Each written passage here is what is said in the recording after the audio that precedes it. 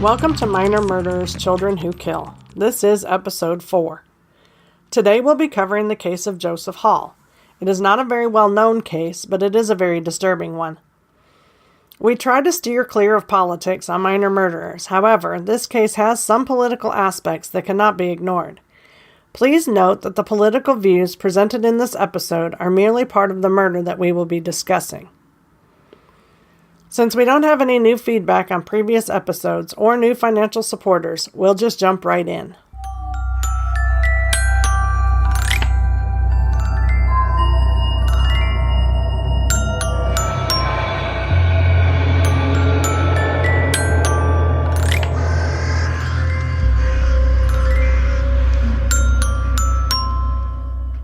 On April 30th, 2011, there was a gathering at Jeff Hall's residence in Riverside, California. The gathering was a monthly event held at their home. It appeared to be a normal gathering of friends hanging out, talking, kids running around in and out of the house. Everyone seemed to be having fun. From a distance, the only thing that set this gathering apart from most backyard cookouts were the t-shirts many were wearing, donning swastikas, Hitler's image, and other neo-Nazi symbols. Up close, it was obvious that it was a gathering of the Southern California chapter of the National Socialist Movement, or NSM, as a swastika banner was hung just feet from the bassinet in which the youngest of the Hall children lie sleeping. During the meeting, a video was shown depicting a violent rally in New Jersey that Jeff had led. At the end of the video, Battle Hymn of the Republic with altered lyrics to express white supremacy was played. One of Jeff's daughters said, "Oh, I love this song, Daddy." There was cheering throughout the group as it was announced that there were Mexican bodies rotting at the border as they had attempted to cross the border and lost their lives in the process. They also discussed fears of being attacked with HIV or AIDS-infested blood at the upcoming San Francisco rally. The children were exposed to it all. After the meeting was adjourned, Joseph Hall, Jeff's 10-year-old son, was showing off a thin leather belt that his father had just given him. He was proud of it, and all of his dad's friends complimented him on it. It was adorned with silver insignias of the Nazi SS.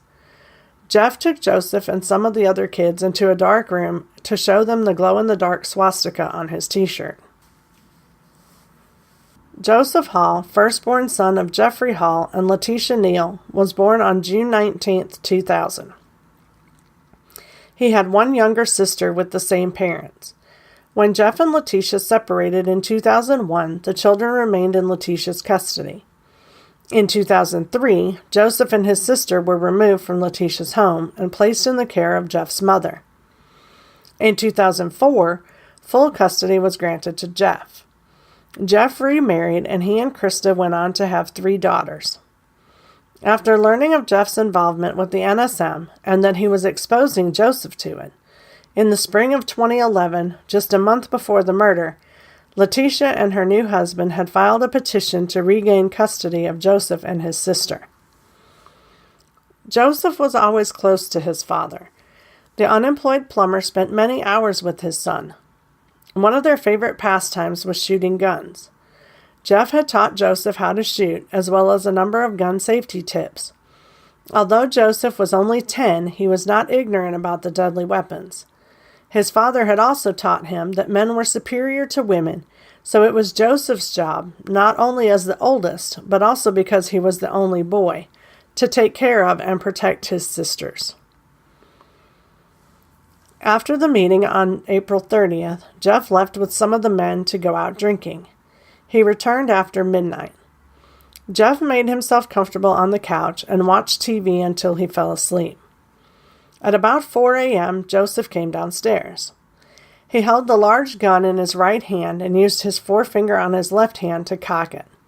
He placed the barrel of a Rossi .357 Magnum against his father's head just behind his left ear, and with his index finger and middle finger, pulled the trigger. At the sound of the gunshot, Krista bolted awake. She found her husband on the couch with a single gunshot wound to his head. Her stepson was standing there with a gun in his hand. She grabbed the phone and dialed 911. First responders arrived soon after and pronounced Jeffrey Hall dead at the scene. Knowing how well Jeff had taught Joseph about guns and gun safety, and looking at the precision of the shot, detectives surmised that it was intentional. Killing his father was clearly Joseph's goal. When Joseph was taken to the juvenile facility where he would be housed, they didn't have shoes big enough for him. Someone went to the store and bought him a pair. Joseph asked if he could take them home with him. He obviously didn't comprehend that he would not be going home anytime soon. Had Jeff's involvement in the NSM changed him in ways that Joseph was disturbed by but couldn't voice? Had Joseph felt the hatred, anger, and violence in his dad? Or did he feel like it was somehow directed towards him? Or was it just something that Joseph felt? After joining the NSM, Jeff's sister noticed that he was drinking more. She was told that there were things going on behind closed doors, such as Jeff abusing the kids and Krista when he was drunk. When the police asked Joseph why he did it, he said that he killed his dad to, quote, end the son versus father thing, end quote. He went on to tell them about physical abuse that he had endured at the hands of his father, hitting, kicking, and pushing. As they began to dig, however, they discovered that Joseph had behavioral issues dating way back to preschool. There were many incidents of Joseph being violent towards others. He had been kicked out of multiple schools for attacking both students and staff. One time he violently attacked a teacher and choked her with a phone cord. Child Protective Services had received 23 reports of abuse in the home. They had gone to the home each time and still left all 5 children in the care of Jeff and Krista. Jeff's mother said that she wasn't surprised at all by Joseph's actions. She said that he was like that since the day he was born. He had no comprehension of cause and effect. She doesn't believe that Jeff's involvement in the NSM had anything to do with his murder, because Joseph was always violent. She even said that she had always suspected that he might kill someone someday, but she thought it would be when he was older. The Halls had tried to get help for him, but no one could figure out what was causing the vicious, violent attacks or how to deal with them. Jeff Hall had been in the National Socialist movement for only 3 years. At the time of his death, he was an up-and-coming leader. He was the head of the California, Arizona, Nevada, Utah chapter, and he often patrolled the Mexican border with night vision goggles and armed with guns. He and his cohorts would round up those trying to cross the border and turn them over to the actual Border Patrol agents. A few weeks before his murder, Joseph accompanied Jeff to the border, where Jeff taught Joseph how to use night vision goggles. Jeff also led many hate-filled rallies on the streets of California and other states, some of which erupted into physical altercations in which rocks, tree branches, and even folding chairs were used as weapons. He was energetic, passionately embraced the movement, and was fearless about it. In fact, the more heated and violent the rallies were, the more enthusiastic Jeff got about the NSM. This is Jeffrey Hall speaking at one of his rallies. I identify with my culture. I'm proud to be white. You see T-shirts, brown pride, Hispanic pride, black pride. But if you see a white male wearing a white pride T-shirt, then it's offensive. Headquartered in Detroit, Michigan, NSM88.com states, "We are the political party for every patriotic white American. We cooperate and work with many like-minded white nationalist groups and others that are either National Socialists or at least racially aware of our European heritage. The NSM's core beliefs include defending the rights of white people everywhere, preservation of our European culture and heritage, strengthening family values, economic self-sufficiency, reform of illegal immigration policies, immediate withdrawal of our national military from an illegal Middle Eastern occupation, and promotion of white separation. In keeping with our family-friendly policies, membership is open to non-Semitic heterosexuals of European descent. If you really care for your heritage and the future of your family, race, and nation, fill out a membership application today." Jeff Hall had stated that he believes in secession so strongly that he would lay his life down to see that it happened.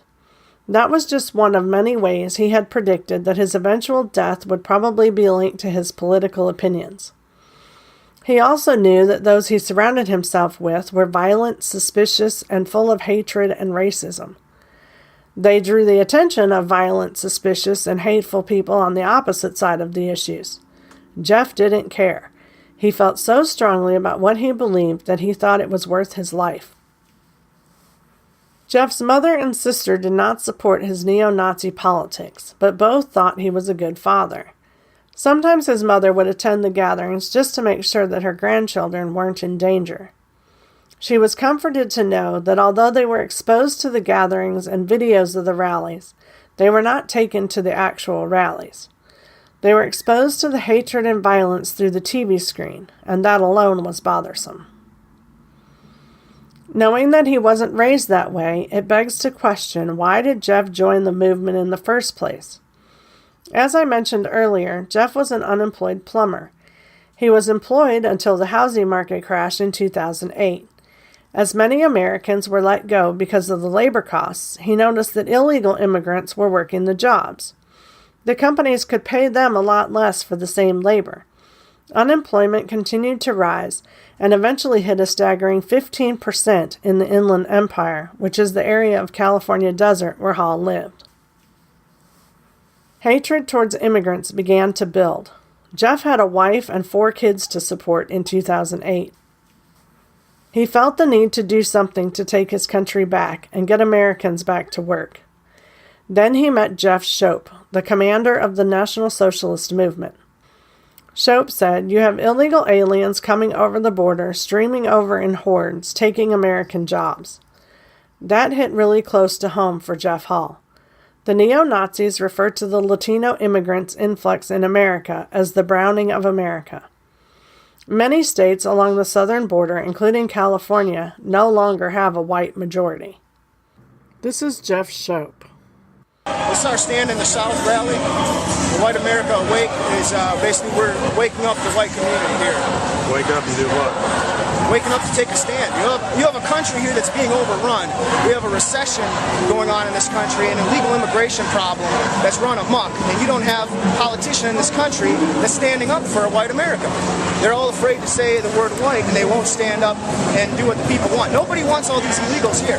It has to do with the recession, and the more that come here, the more American jobs they take. So when we stand up here, we're standing for the American worker. And the American worker doesn't have a voice.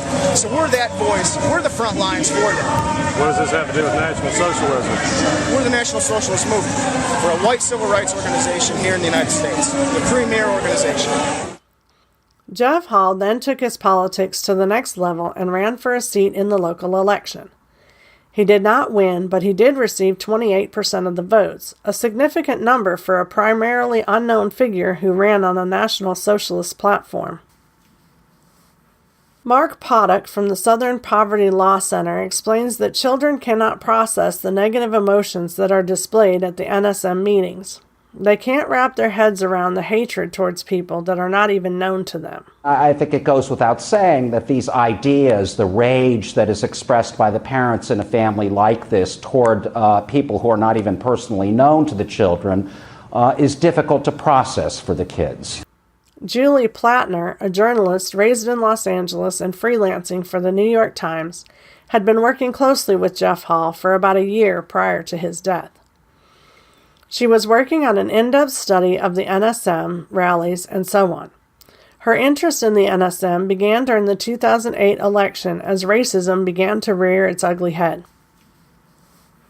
After Obama was elected, Ms. Plattner noticed that people tended to be more open about their racist beliefs than they had been in the past 20 or 30 years. During the time that she had been on the assignment, she had gotten to know the Halls and their children quite well. She had attended a number of the meetings, including the one held at the Hall residence on April 30th. She said that despite the indoctrination, Jeff and Krista were very good parents. In October 2013, Joseph was tried as a juvenile. He was convicted of second-degree murder and sentenced to a maximum of 10 years in a state juvenile detention facility. He will be eligible for parole in 2020, and if not paroled, will be released in 2023. Joseph's mother, Letitia, was very concerned about her son's well-being and that the state was not going to get Joseph the treatment that he desperately needed. With the current situation, it looks really dim. He needs a multitude of things, not only educationally, but emotionally as well. I just want what any other mother or father would want for their children. There was debate among the experts over the diagnosis and severity of Joseph's attention deficit hyperactivity disorder and other disabilities that were affecting his learning. Gloria Romero, the former state senator who was a member of the Orange County Register editorial board at the time of sentencing, became an outspoken advocate for Joseph's education. She said, "He needs treatment, and he is entitled to that under state and federal law. This case is forcing us to have a conversation on juvenile justice and on education." Krista Hall was charged, arrested, and jailed for leaving a loaded gun in the house. Jeff's mother got custody of the 4 girls. She is a conservative Republican, and that is how she is raising them. Nazism is no longer part of their lives. She visits Joseph every week. Jeff Hall's ashes were spread at the Southern California-Mexico border in honor of Jeff's favorite mission, Border Patrol. What effect do you think the NSM exposure had on young Joseph? Do you think that played a role in the murder of his father? Or do you think his grandmother was correct in her assessment that Joseph would probably kill someone someday regardless of the NSM? These questions go back to the age-old question of nature, his grandmother's assertion that he was born that way, or nurture, the exposure to hatred and violence due to abuse from his father and the NSM. What do you think? You can state your opinion by calling 615-348-5562 or visiting our website at minormurderers.com, where you'll find links to our social media pages. I've included all the links in the show notes as well. Your feedback really helps.